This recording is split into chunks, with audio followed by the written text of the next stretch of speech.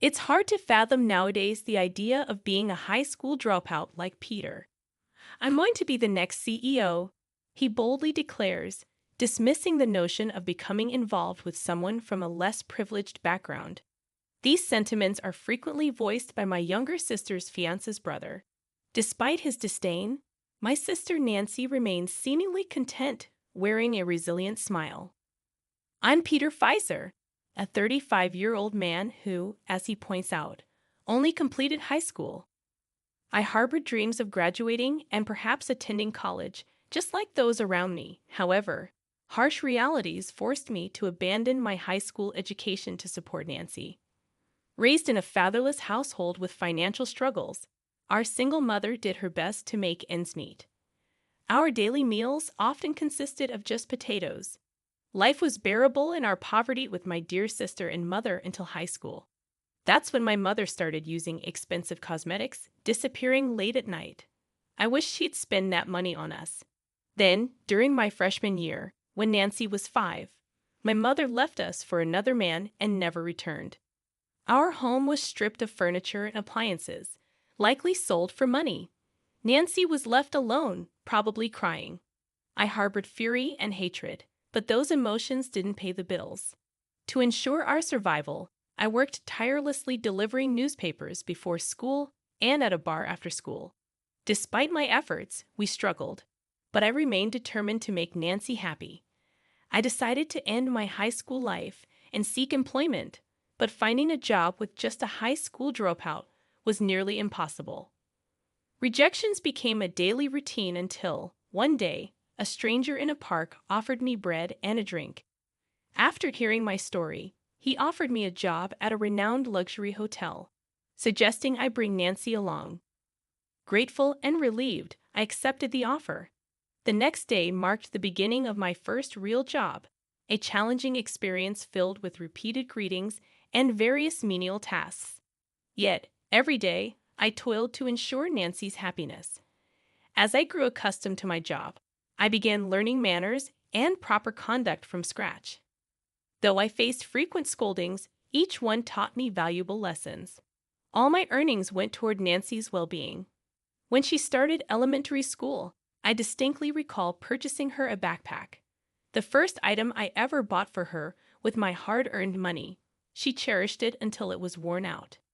During her time at the hotel, I observed a woman receiving a grand proposal with a bouquet of roses. Nancy expressed her desire to be someone who receives such tokens of love. Despite our limited resources, I bought her a single rose every year on her birthday.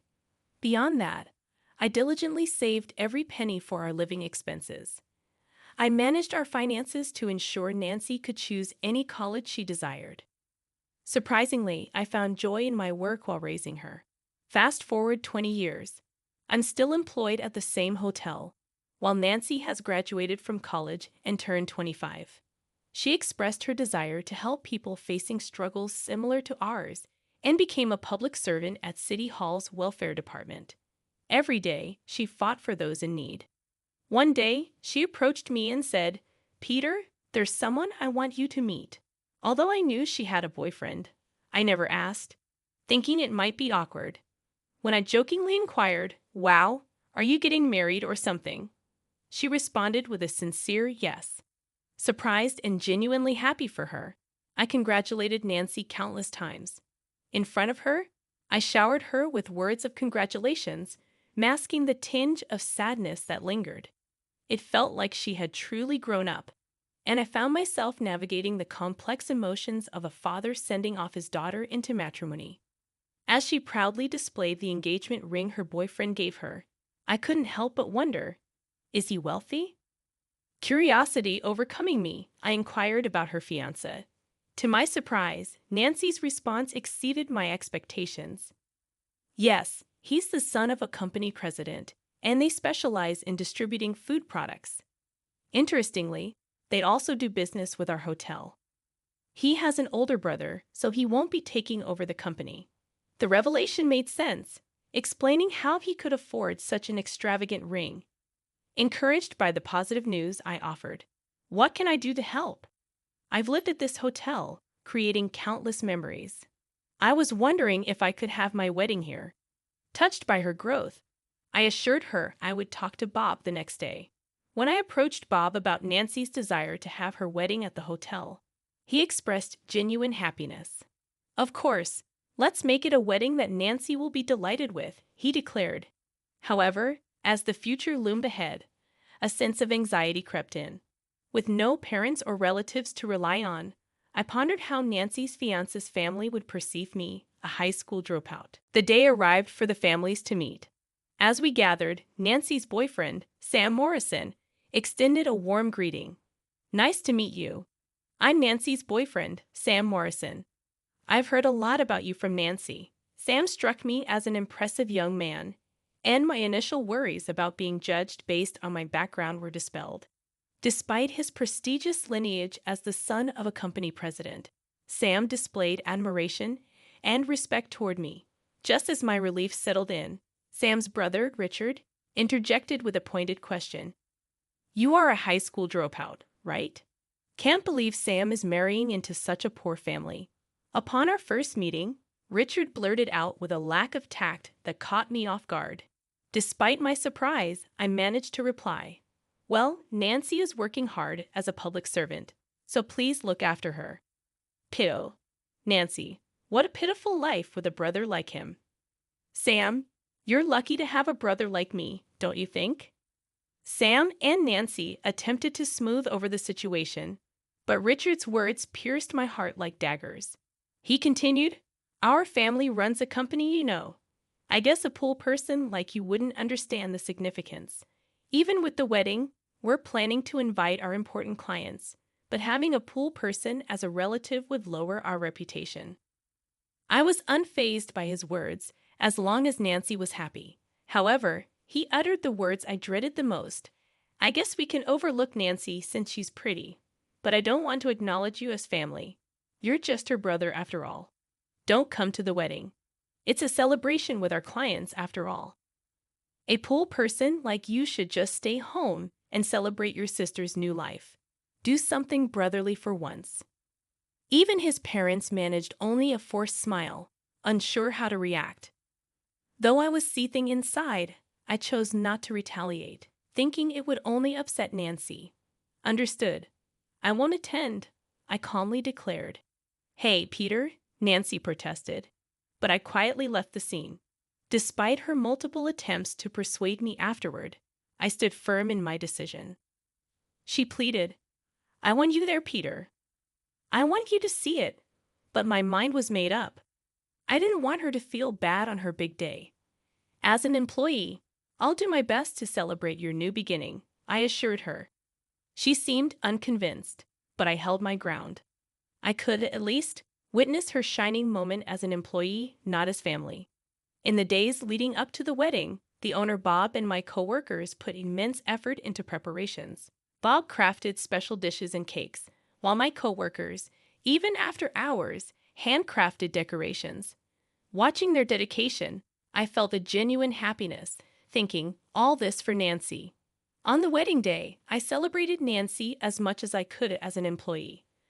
I arranged a surprise by scattering her favorite rose petals during the newlyweds' entrance and decorated their seats with plenty of roses. That was all I could do. My coworkers kept asking, why aren't you attending? He's family. Each time, I smiled and replied, I'm an employee here. I have work to do. In my heart, I yearned to celebrate with her as family, but Nancy, despite being the bride, looked visibly unhappy. As the wedding festivities continued, I couldn't shake the feeling that Nancy must have wanted me there. Overhearing Richard's disdainful comment about it being refreshing not to have such a failure of a brother at the wedding stung, but I pressed on. During the toasts, as people began enjoying the meal and drinks, Richard's inappropriate behavior became increasingly noticeable. He drank heavily and demanded expensive wine, with a loud insistence for the next round. Whispers from those around us questioned his behavior, and then he started loudly disparaging me. Do you know why the bride's family isn't attending? She has no parents, and her brother is just a high school dropout. It's a miracle such a lovely girl came from that. I can't believe I'm eating food prepared by a high school dropout. But don't worry, our family will make her happy. She should forget about the Fisher family and take the Morrison name, he proclaimed. The other guests began whispering, expressing their disapproval. I felt close to snapping, but I reminded myself not to ruin Nancy's important day. Struggling with my emotions, I caught Nancy's sad eyes. I mouthed, "Nancy," silently to her. Recognizing my distress, she forced a smile, tears brimming in her eyes. As the moment for the last dance arrived, since her father wasn't present, she appointed me. Instead of dancing, she started reading a heartfelt message with her voice quivering. To my dear brother Peter, you gave up your high school life for me, working hard at this hotel, and Bob. Thank you for always supporting us and for making today so wonderful. Bob and my coworkers cheerfully listened to her speech. Nancy continued, "We had no parents, and I used to cry every day. But every time, my brother would be there, telling me to smile, Nancy.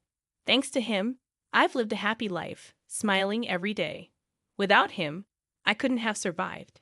Despite the challenges I faced, my brother always wished for my happiness." Finally breaking down in tears, Nancy expressed, "My brother has always been my greatest ally. Thanks to him, I've lived happily. Even eating potatoes every day is now a fond memory. I could attend the schools I wanted because of my wonderful brother. Thank you so much." As she wept, I held back my tears, feeling reassured that she would be happy with Sam. During her heartfelt speech, the room erupted in applause, and I felt an overwhelming sense of pride. The MC unexpectedly announced me as Nancy's beloved brother, and as I stood there, my face already a mess with tears and a runny nose, I tried to hide my emotions. Saying a simple thank you, the room showered me with applause and praise.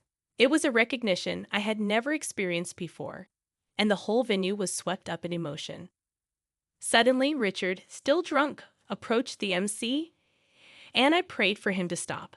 A quick-thinking coworker intervened, preventing him from causing further trouble. The MC diverted attention, saying, "Nancy's letter was beautiful. Truly, Peter Fisher is a reliable person for all of us here. Now let's present a special gift to the groom's brother.